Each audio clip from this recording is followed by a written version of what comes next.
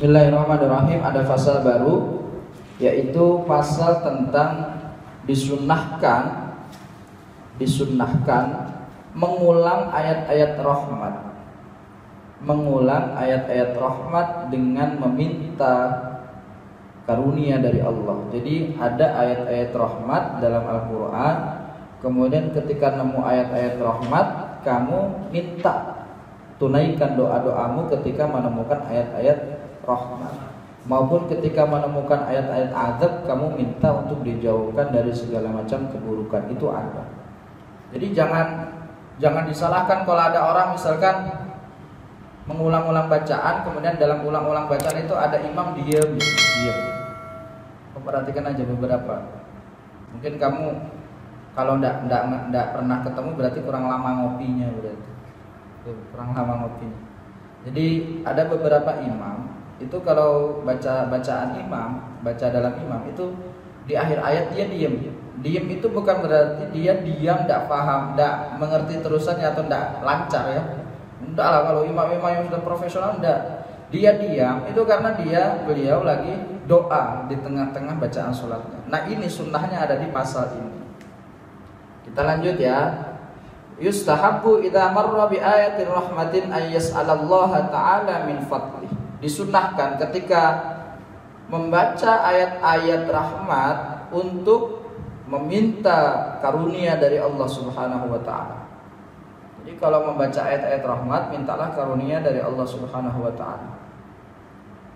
Misalkan Rabbana ma khalaqta hadza batila subhanaka faqina adzabannar.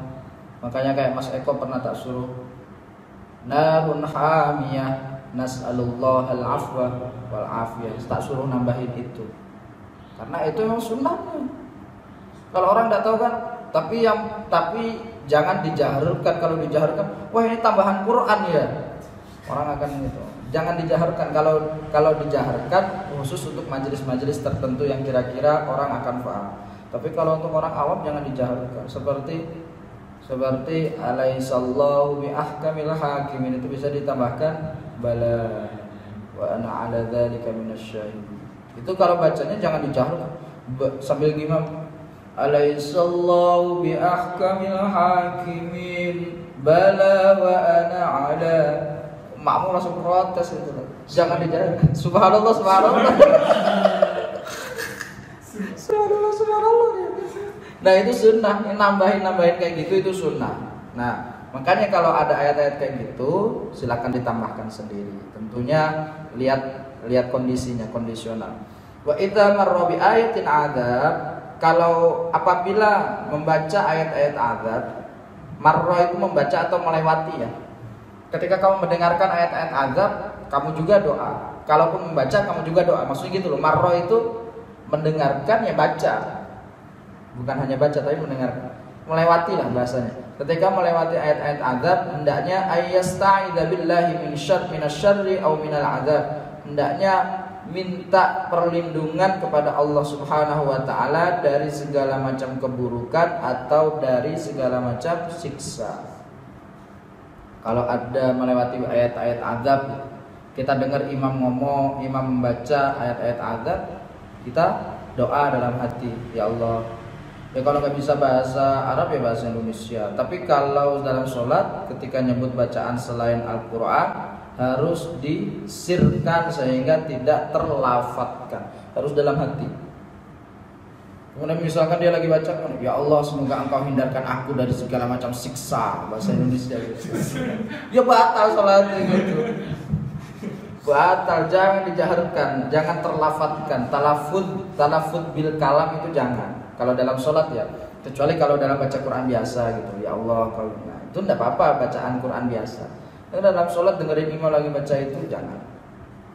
Aw yaqulu Allahumma inni as'alukal afiyah. Atau berkata Allahumma inni as'alukal afiyah. Kayak narun hamiyah itu kan kalimat adab itu. Narun hamiyah, narun itu api, hamiyah yang menyala-nyala. Makanya kemudian kita doanya nas'alukal afwa wal afiyah. Ya Allah, ini kalimatnya. Ya Allah, aku meminta kepadamu al afiyah, keselamatan. Au as'alakal afiyah min kulli makruhin, atau aku meminta kepadamu keselamatan dari segala macam hal-hal yang dibenci, hal-hal yang dibenci. Au nahwi dzalik, atau lain sebagainya dan lain sebagainya. Wa idza marra bi ayati tanzihin lillahi subhanahu wa ta'ala nazzaha, apabila melewati ayat-ayat mensucikan Allah, ayat-ayat tanzih atau ayat-ayat mensucikan Allah subhanahu wa ta'ala, maka nazzaha, bertasbihlah kepada Allah. Makanya kemudian faqala subhanahu wa ta'ala, tambahi subhanahu wa ta'ala.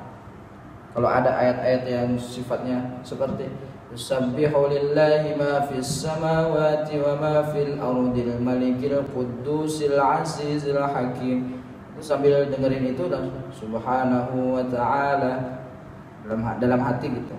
Au tabaraka wa ta'ala, subhanahu wa ta'ala, subhanah maha suci, wa ta'ala maha agung. Au tabaraka, maha memberkahi, wa ta'ala, dan maha agung. Au jallat, maha agung, azamatu rabbina, keagungan Tuhan kami. Faqad shahha an Hudzaifah bin Yaman, dan sungguh telah dibenarkan dari Hudzaifah bin Yaman radhiyallahu anhu, semoga Allah meridhai keduanya. Shallaitu ma'an Nabi sallallahu alaihi wasallam, aku telah salat bersama Nabi sallallahu alaihi wasallam dzata lailatin, pada suatu malam. Faftatahal Baqarah, maka beliau membuka dengan surah Al-Baqarah, membuka dengan surah Al-Baqarah. Faqultu yarka'u indal mi'ah, dan aku berkata, beliau ruku, beliau itu Nabi ya maksudnya, beliau ruku indal mi'ah, ketika ayat ke-100. Ayat ke-100. Thumma madha, kemudian berlalu. Faqultu yusalli biha fi raka'atin, kemudian aku berkata, aku itu Hudzaifah, yusalli biha fi raka'atin, beliau sholat pada rakaat yang lain. Famadha, dan berlalu. Faqultu yarka'u biha thumma iftatahan nisa faqara'aha, kemudian aku berkata, beliau ruku, sujud dan lain sebagainya, kemudian membuka bacaan surah lagi dengan surah An-Nisa, faqara'aha, dan beliau membacanya.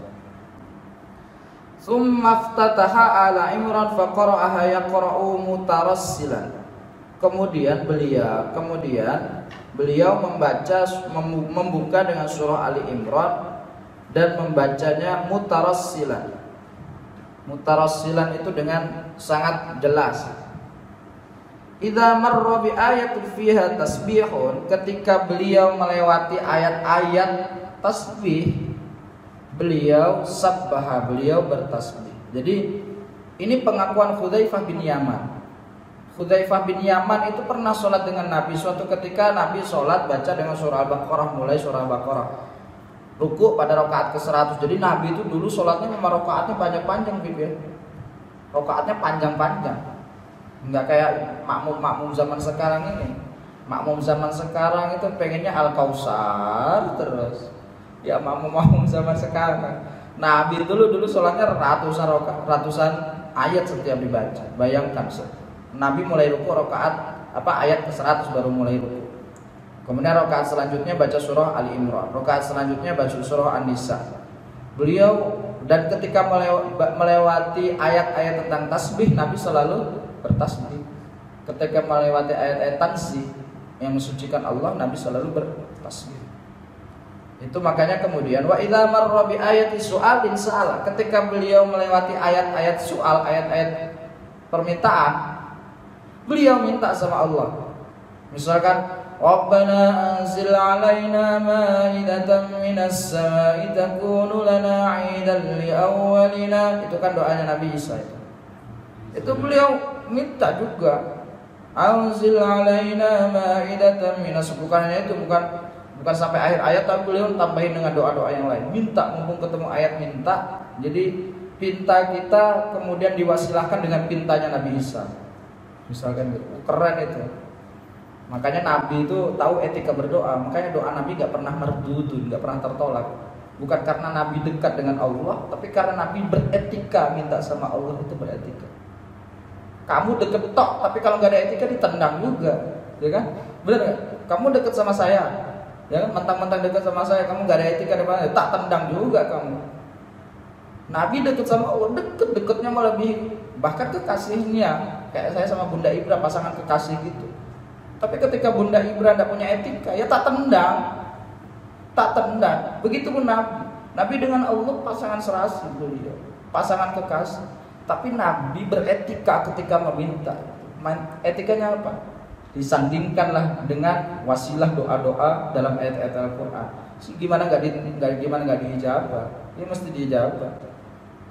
Iya, Nabi Isa dulu pernah doa ini, oh kamu ini minta kok lewat proposalnya Isa, ya kan?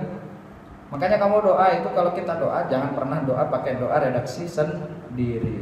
Kita harus doa dengan redaksi Al-Quran atau redaksi hadis. Makanya banyak hafalan hadis itu banyak. Ya, Jabib ya, apalagi ilmu Al-Quran dan tafsir. Aku paling sering gak saya Habib, soalnya udah bentar lagi skripsi dia. Kalau ada Rian enak lagi tuh, brewoknya mantep itu Rian. Kita lanjutkan. Wa idza marra bi ta'awudzin ta'awwada. Apabila beliau melewati ayat-ayat ta'awud itu ayat-ayat penghindaran ayat-ayat yang harus dihindari. Ayat-ayat banyak ujian, banyak cobaan, beliau minta pertolongan agar diselamatkan, agar dihindarkan, agar dilindungi. Rawahu Muslim sahih, diriwayatkan dari Imam Muslim dalam sahihnya. Wa kanat suratun nisa fi dzalikal waqti qatibatan ala Ali Imran. Dan sungguh pada waktu itu Nabi telah mendahulukan bacaan surah An-Nisa daripada bacaan surah Ali Imran. Jadi Nabi itu satu ketika pernah mendahulukan bacaan surah An-Nisa daripada Ali Imran, pernah. Tapi enggak seterusnya Nabi kayak gitu. Saya kan sudah pernah bolak-balik. Kita kalau ngimam, kalau baca Quran itu harusnya berurutan. Kalau ngimam ya dari Al-Baqarah sampai An-Nas. Ustaz, kalau sudah baca An-Nas gimana? Misalkan rakaat pertama An-Nas, rakaat kedua ya Al-Baqarah, muter. Rakaat kedua Al-Baqarah. Jadi seperti itu. Bismillahirrahmanirrahim, kita lanjut ya. Halaman berapa tadi, Bib? 91 ya? Ya. Ya 91 ya sekarang ya. Bismillahirrahmanirrahim, kita lanjutkan halaman 91. Qala ashabuna rahimahumullahu taala alaih. Sahabat kami berkata, semoga Allah merahmati mereka semua. Sahabat kami, ketika nyebut sahabat kami berarti Imam An-Nawawi. Sahabat Imam An-Nawawi kan banyak sekali yang sezaman dengan beliau. Beliau ketika mengarang kitab ini meminta pendapat dengan sahabat-sahabatnya juga, bagaimana pendapat kamu. Nah, sama seperti saya ngarang buku itu tanya dengan kawan-kawan saya, bagusnya apa buku saya. Nah, itu beliau menyebut inilah yang disebut dengan keotentikan akademik. Keotentikan akademik itu ketika mendapatkan informasi dari mana tetap disebut informasi itu, jangan kamu sembunyikan. Sekarang kan banyak sekali orang dapat ilmu dari mana gak disebut sumbernya, dikira itu ilmu serta teori dia ya, padahal itu milik orang lain. Ya, apa susahnya sih nyebut orang lain itu? Kalau memang kita tidak bisa, ya lebih baik kita akui itu hasil karya karsa orang lain. Ya, lanjut. Wa yustahabbu hadzal su'al wal isti'adzah wa tasbih likulli qari. Dan disunahkan meminta wal isti'adzah dan meminta perlindungan, wat tasbih dan bertasbih likulli qari bagi setiap qari, bagi setiap pembaca. Jadi memang disunahkan. Sahabat-sahabat Imam An-Nawawi pun mengatakan seperti itu. Sunnah memang hukumnya. Sawa'un kana fis shalah aw kharijan minha. baik dalam kondisi sholat au kharijan minha, atau keluar dari sholat atau selain sholat. Jadi sholat itu bagusnya ketika dalam sholat sunnahnya minta, atau ketika dalam selain sholat baca biasa atau dalam zikir sunnahnya minta. Makanya ada pembacaan Yasin Fadilah. Yasin Fadilah, karena pernah ikutkan Yasin Fadilah itu ketika baca ayat nanti ada selipannya doa-doa. Itu sunnah Yasin Fadilah, itu sunnah. Tapi karena ndak memasyarakat di Bandar Lampung, makanya kemudian jarang orang mengamalkan. Kalau di pondok sering, dulu saya hafal dulu. Tapi karena sekarang ketumpuk sama maksiat lupa. Dulu doanya hafal semua gitu. Ayat ini doanya ini, salam qaulan min rabbir rahim, doanya apa? Itu ada semua. Hafal dulu. Saya enggak. Jangan ditiru ya kayak saya ini. Yang penting jangan ninggalin Quran. Kalau hafal-hafalan yang lain itu enggak apa-apa hilang. Kecuali kalau ngilangin Quran, dosanya naudzubillah min dzalik gitu. Wa yustahabbu dzalika fi shalah lil imam wal ma'mum wal munfaridi. Disunahkan dalam salat baik bagi imam maupun makmum wal munfaridi, dan sendiri. Jadi kalau kamu imam ya sunnahnya kalau pas ketemu ayat-ayat pinta ya minta, ketemu ayat-ayat isti'adzah berperlindungan ya minta perlindungan, ketemu ayat-ayat tentang tasbih ya bertasbih, sunnahnya. Jadi makmum pun ketika mendengarkan ya sunnahnya sambil itu. Ketika sholat sendiri pun sunnahnya seperti itu. Li'annahu du'a'un fastawu fihi kat-ta'mini akibal fatih. Sesungguhnya doa itu pasti akan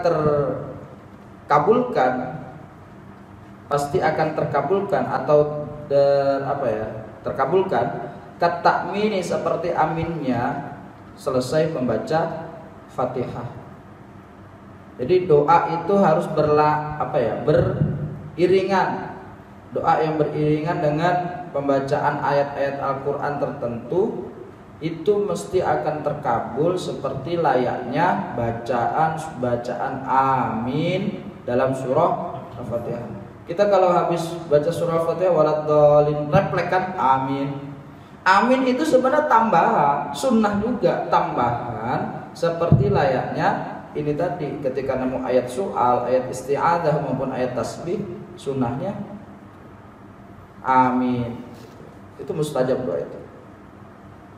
Wa hadzal ladzi dzakarnahu min istihbabis su'al wal isti'adzah, dan apa yang telah kami sebutkan ini dari kesunahan-kesunahan meminta wal isti'adzah, minta perlindungan, wa huwa madhhabus Syafi'i, ialah madhab Syafi'i. Nah, kita madhabnya Syafi'i. Syafi'i itu menyunahkan kalau ketemu ayat-ayat azab, ayat-ayat rahmat, ayat-ayat tasbih, minta sama Allah. Itu sunnah bagi madhab Syafi'i. Kemudian wa jamaahiril ulama, dan jumhur ulama pun mengatakan seperti itu. Jumhur ulama rahimahullahu ta'ala alaih, semoga Allah merahmati mereka semua. Wa qala Abu Hanifah rahimahullahu ta'ala alaih, dan Imam Abu Hanifah berkata, semoga Allah merahmati dirinya, la yustahabbu dzalik, tidak disunahkan melakukan hal demikian. Khusus Imam Abu Hanifah tidak disunnahkan atau tidak disyariatkan. Tidak boleh, Quran ya Quran. Quran tidak boleh ditambah-tambah dengan itu. Kalau tambah-tambah dengan itu berarti ada modifikasi Quran, kata Imam Abu Hanifah. Padahal tidak. Kata beliau tidak disunahkan. Akan tetapi bal yukrahu fis shalah, tidak disunahkan. Bal yukrahu fis shalah, akan tetapi dibenci dalam keadaan sholat. Dibenci dalam keadaan sholat. Kalau dalam sholat itu tidak boleh, benar-benar tidak boleh. Was-shawab wal hasil qaulul jamaahir lima qadamnahu, pendapat yang jumhur seperti yang telah kami sebutkan. Artinya jumhur ulama mensunnahkan ketika ketemu ayat-ayat tentang isti'adzah, ayat-ayat soal, ayat-ayat tasbih untuk ditambah dengan doa-doa tertentu. Tapi khusus Imam Abu Hanifah melarangnya, dimakruhkan dalam keadaan sholat. Oke.